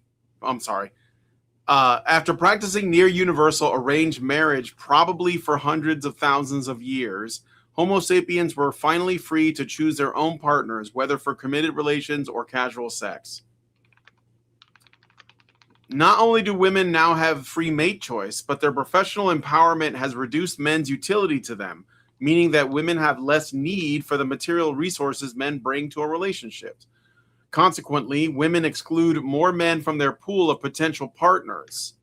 Empirical research supports that when women are less dependent on men for resources, they partner up to a lesser extent. Yeah. Because they're also convinced that they don't need men. I think that's, well, whatever. Female freedoms have brought tremendous benefits to society. Oh, here's the cope. Here's the cope part, guys. Oh, this is a good thing, though. This is a good thing. Female freedoms have brought tremendous benefits to societies and to both sexes in many respects, but experts have often been reluctant to emphasize their relationship to ultra-low fertility. Some fear an anti-feminist backlash, a concern that may have contributed to a more avoidant communication strategy among fertility researchers. Their unwillingness to properly sound the alarm and engage also the politically inconvenient drivers of the fertility crisis may be the more comfortable option, but it could undermine female freedoms in the long run. See what I'm saying? There's a forced dichotomy here. Mm-hmm. They're trying to say that you got to abandon the things that people find valuable. And throughout history, this is what they found valuable. They want to make sure that their daughters have material resources. I mean, you look at Florence, that they voted to like legislate this, that men had to, if they had a daughter, that they had to pay into a pension fund for her, not for their sons, just their daughters. This is a thing throughout all of human history. And right back to Sumer, taking care of the orphans and the dowries of poor girls, right? So they're basically saying that everybody, if we want to reproduce, we have to disavow the things that everybody agrees are good. Yep. We have to All right. disavow being human. In order to reproduce as humans, we have to disavow our humanity. Yeah, that's a false dichotomy right there. Yeah. Okay. All right. Using the Gender Inequality Index from the Human Development Report and national fertility rates from World Population Prospects, United Nations, we found a very strong correlation between gender equality and low fertility.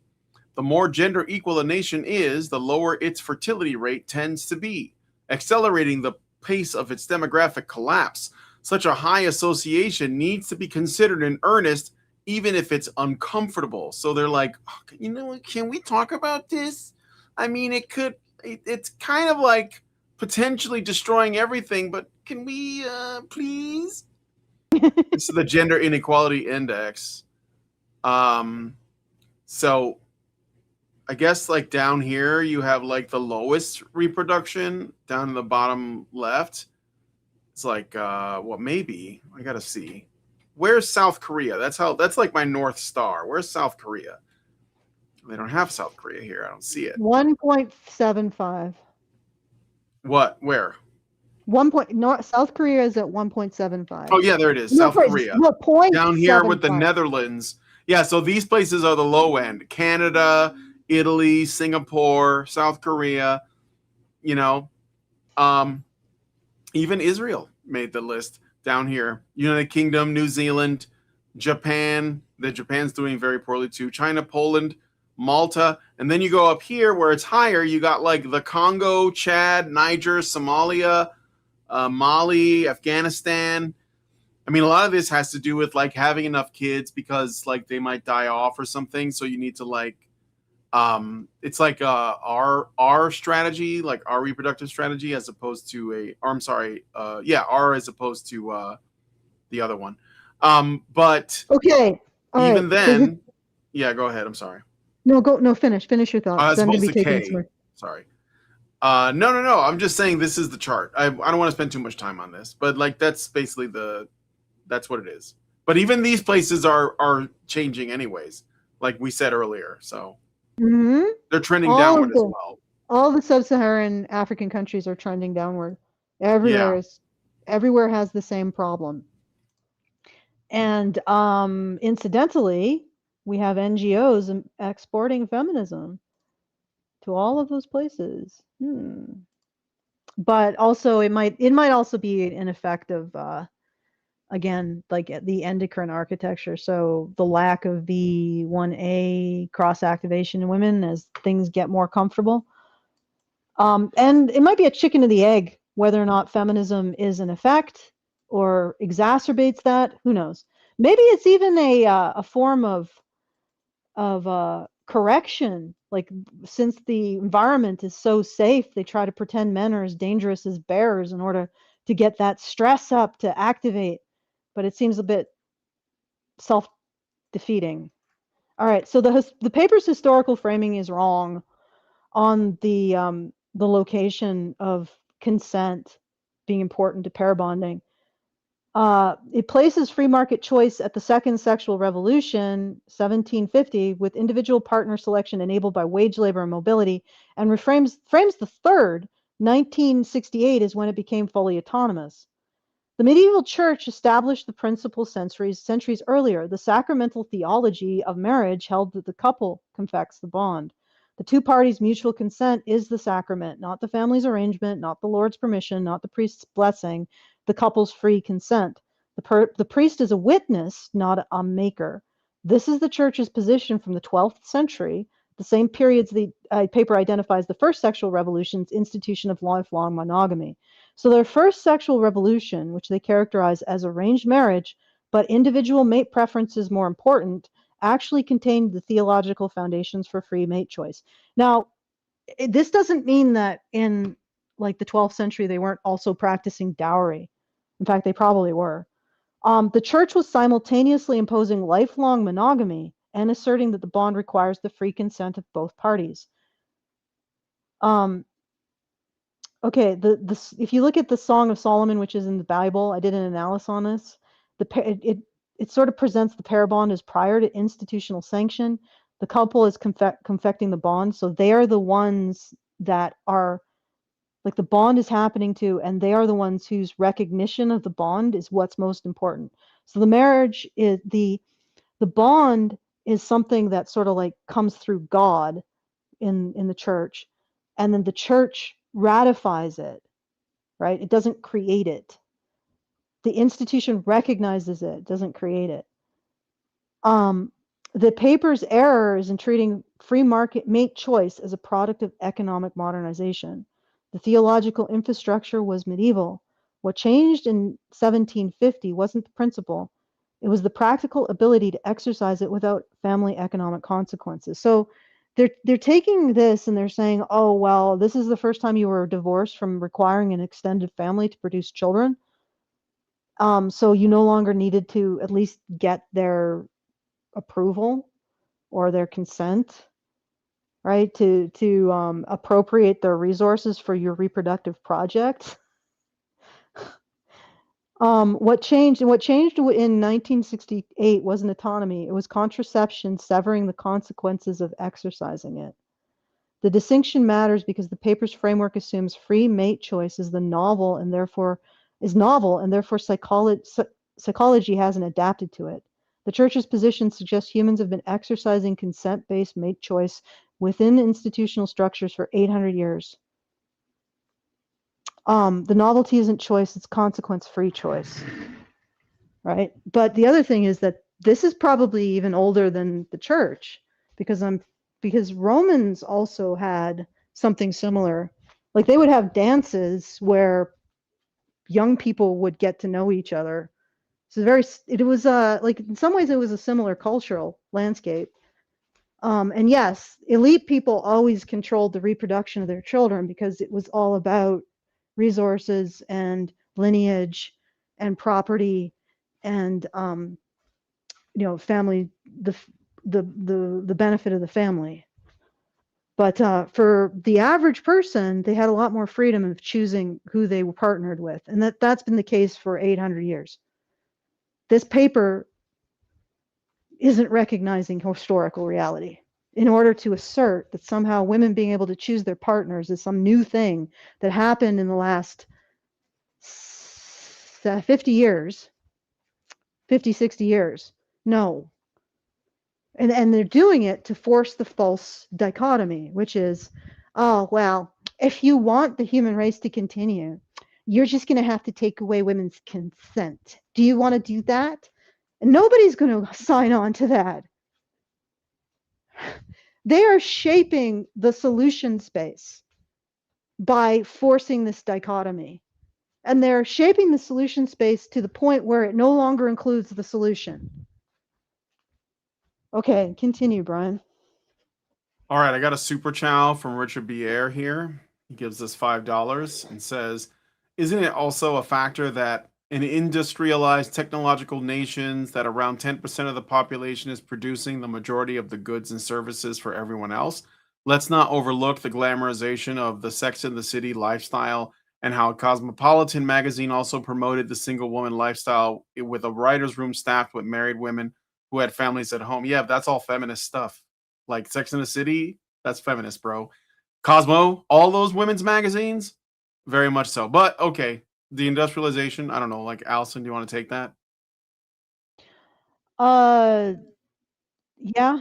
That's going to be a large digression. Let's Okay. keep going. All right, we're gonna keep going. We got about 10 minutes, so. All right, based on the analysis that follows, we posit that a further individualization of reproduction could be an effective means for solving the fertility crisis. If we are unlikely to sufficiently decrease if we're unlikely to sufficiently increase pair bonding rates, policymakers should consider other means for helping women have the number of children that they themselves say they want. You This see would, what they just did? yes, Okay, keep going. Yeah. yes. Yo, guys, in order to increase pair bonding, we would have to take away women's reproductive freedom. We'd have to take away women's right to consent. We'd have to rape women, and we'd also have to take away their ability to get education and work. It's like, Yeah, but it's which is like the every number that they themselves want, though. So they, that this is consent, kinda. no, but it's the thing is that the false dichotomy is that any of these things bear on the rate. They don't. The church gave individual couples, including women, that they made it a sacrament that the woman consent to marriage, like a precondition for the church to actually recognize the marriage. Since the 1200s, and well before, incidentally, women have worked and had property, especially in Roman law jurisdictions. Gaelic law is something completely different. But again, the French are weird. We don't need to discuss them. So women have always had property. In Roman law, they inherited with equally to their brothers, right? And in those jurisdictions where men inherit more, there are social expectations that they provide for the women in their life, not just their wife, but also their widowed mother, their maiden sisters, like their spinster sisters, right? So a man who had any kind of inheritance or income would be expected to be taking care of a whole web of women, right? So again, women have access to material resources throughout all of human history, right? And they've also had access to education. So it is a complete false dichotomy to present these are the three things that you have to destroy in order to create pair bonding. You see what I'm saying? That's what Yep. they've done.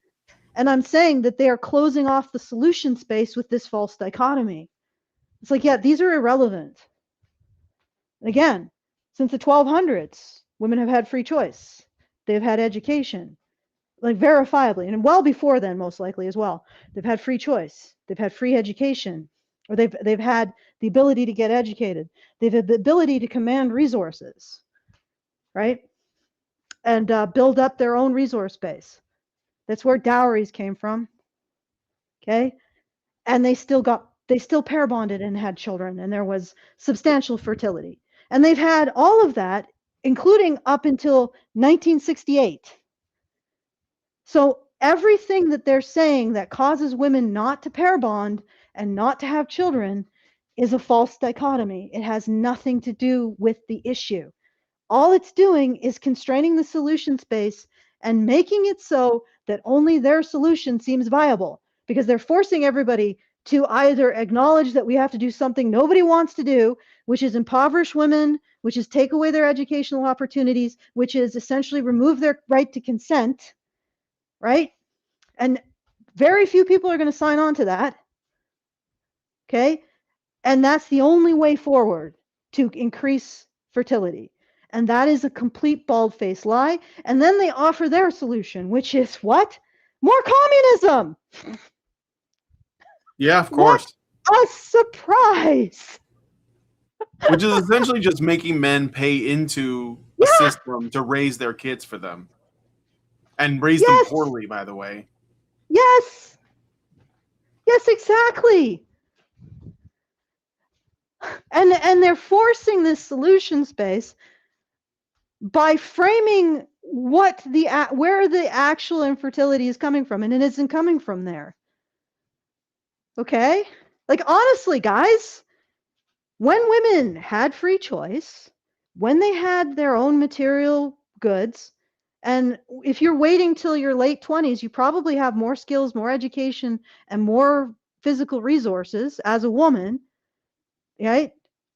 And they had their own education, right? They had all of that. They still chose to get a man and have a relationship with him. Women don't need to be in a situation of depredation to want a man. This is the assumption that feminists make, and the assumption that these people make, and they do it to justify feminism, and they do it to justify communism. That's exactly what they're doing right here. Okay. Okay.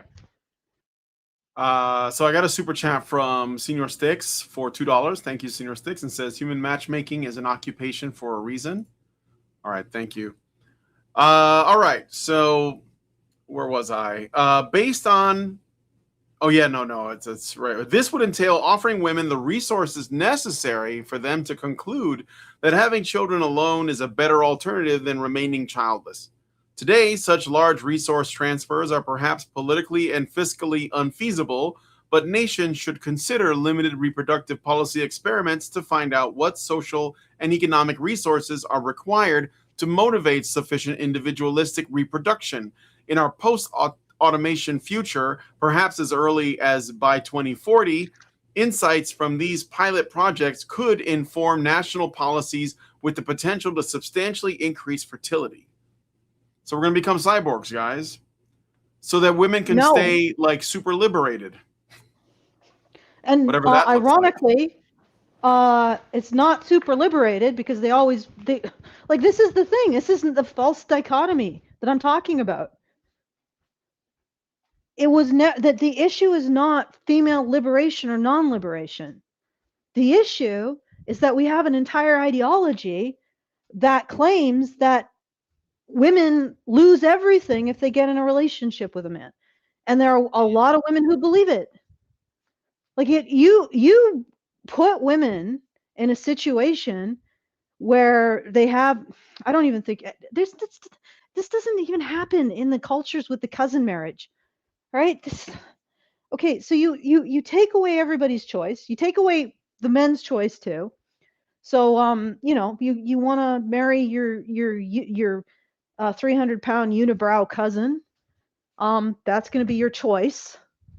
And it's going to be made for you. You can't choose someone you desire. It's just basically someone in the clan who's chosen for you. All right. Everything is selected for you. No autonomous will. That's not going to change the fertility problem because India has a fertility problem. Like, all of the Middle East that practices this also has the fertility problem. Yep. And you know what India also has? A feminism problem. You know what the Middle East has? I know this is going to shock people. A feminism problem. Do you know what Northern Europeans have? A feminism problem. And if you really want to think that liberation and economic opportunity and education stops women from having pair bonds and having children, then you have to argue with medieval Europe, medieval Northern Europe. You have to argue with not the elite Romans, but just the mass of Romans. Like, one of the things that Rome did is it reproduced its armies. That's why, in many ways, it was very militarily powerful. And that was because its middle to lower class was highly reproductive. Its equestrian class, I think, was too for a while. Mm-hmm. Right? So, and again, in these societies, women did have the ability to acquire resources. They did have the ability to be educated. They did have the ability to have their own free choice. This isn't what killed them. What killed them was very explicitly what the Jews pointed out, who lived through the fall of the Bronze Age, which was women saying that human pair bonding, like men and women getting together, isn't a communal project, isn't like a cooperative complementarian project. It is, in fact, women being subordinated to men. That's the Lilith energy that I talk about. She turned a sacred act into a status contest. And the Jews recorded that as the civilization failure mode. And we are living it. So, I mean, like I said, liberation. What do you mean by women's liberation? What does anybody mean by women's liberation? Like, feminists mean that if you oppose feminism, you oppose everything good going to women. Yep. And I'm like, yeah, I think that you need to step out of that false dichotomy. And here they're saying, if you don't accept more government intervention, stealing from men to give to women, but also, about an 80% cut to the bureaucrats who adjudicate all of these, a little bit to the academics who justify it, the bureaucrats who manage it. Gotta make sure they get their cut from this transfer, and then whatever's left over will go to the women, and maybe they'll say they'll have more babies. They won't actually have more babies, but like, this is ridiculous. And it's all around this rhetoric around female liberation.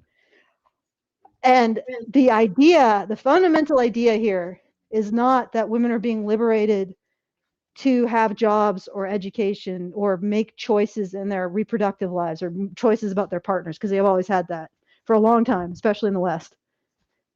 The idea is that women are being liberated from being oppressed by men in marriage. They're being liberated from marriage as an oppressive institution. That's what they mean. Everything else is something that's happened in history. So what they really mean by liberation is, I don't know, women no longer have to love men, even though loving men is like $1 trillion industry for women. Like the simulation of being loved by a man and loving a man is, women pay $1 trillion to get it every year. Yeah. I don't know. So women are being liberated by the thing they spend most on to get. I can't even give you an analogy for that, but it's so ridiculous. All right, do you want to finish up? Well, what do you want to do? Just read this last paragraph? Sure, we'll stop there. Okay. Let me just double check to make sure there's no super chats or anything. All right. Such financial transfers, however, would further reduce men's utility to women and thus the mate value of some groups of men, likely exacerbating male marginalization.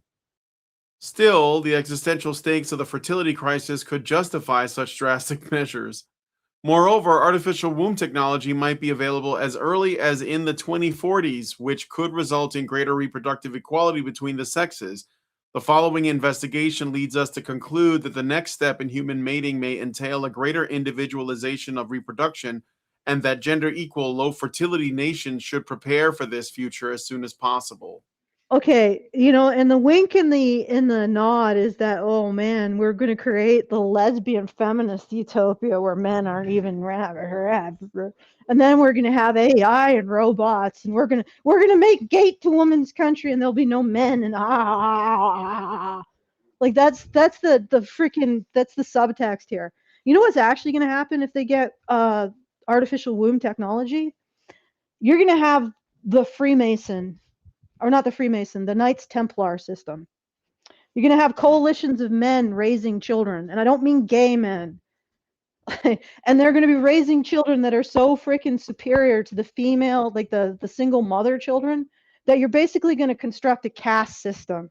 There are going to be male raised children who will do everything, rule everything, and then there will be female raised children who fill the prisons, I guess.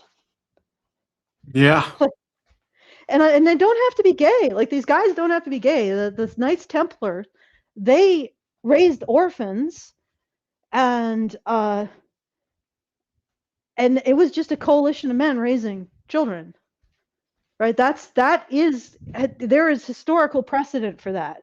You have like monks raising foundlings and stuff like that. There's plenty of historical precedent for male coalitions raising children.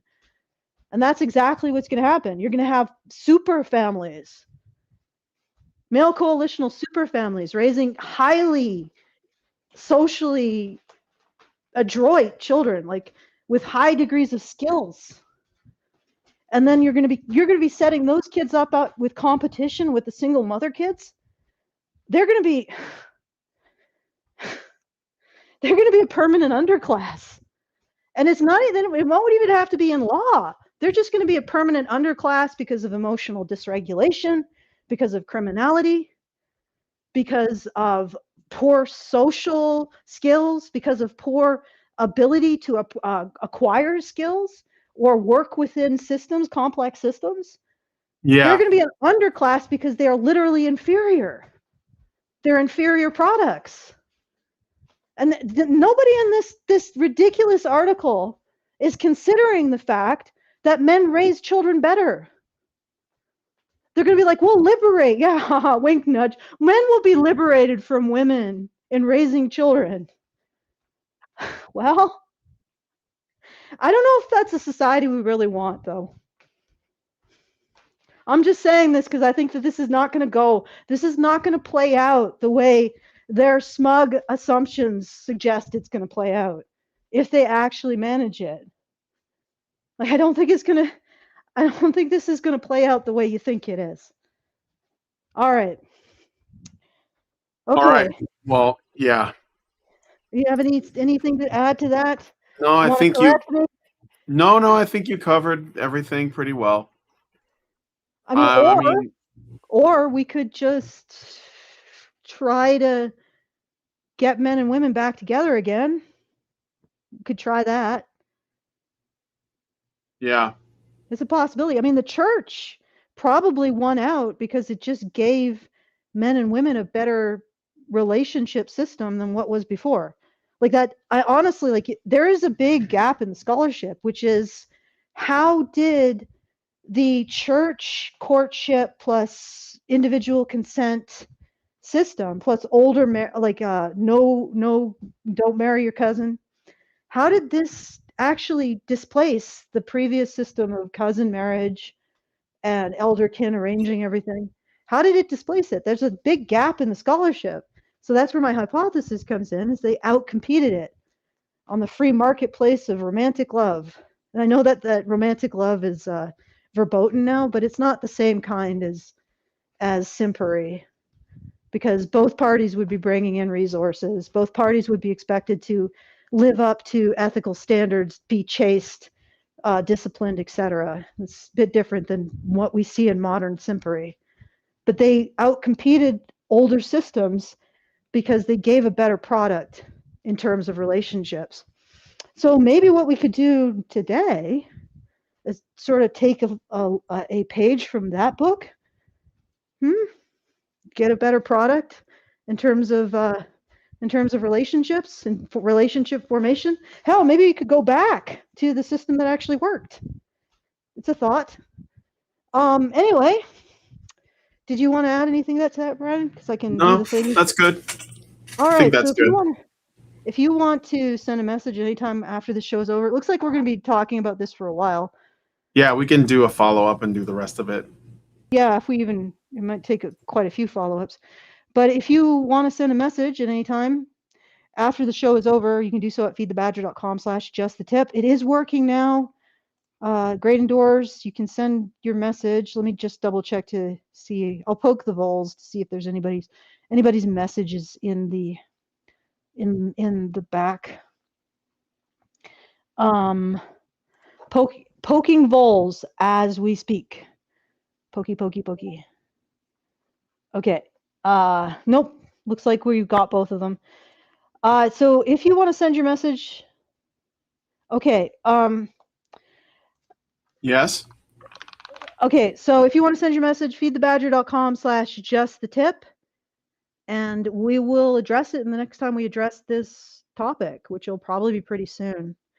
So once again, feedthebadger.com/justthetip. If you want more information about the things that I talk about specifically, like the endocrine framework, sometimes I bring up cognitive modalities, that kind of stuff, badgernation.online, and come and join us in the Discord, and you can ask me questions, and I put up stuff that sort of elaborates on all of my analyses. So once again, that's badgernation.online and feedthebadger.com/justthetip for those tips. I can see that Karan Strong is sending me a message, but he better do it quickly because we are leaving. We are leaving, sir. You've got like maybe a minute to finish your message. I would not suggest making it much longer. I don't know. I could see him typing, so I don't know. I could, yeah. So the next section is going to be long and short-term mating strategies.